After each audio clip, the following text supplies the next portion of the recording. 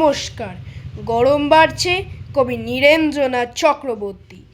গরম বাড়ছে, বেড়েই যাচ্ছে, বাড়তে বাড়তে শেষে আতঙ্ক হয়, গরম মাপা যন্ত্রণা দেয় ফেঁসে।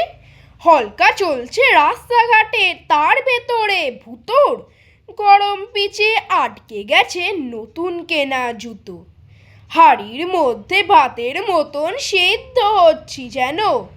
কেউ কি জানে গ্রীষ্ম এবার এমন উষ্ণ কেন?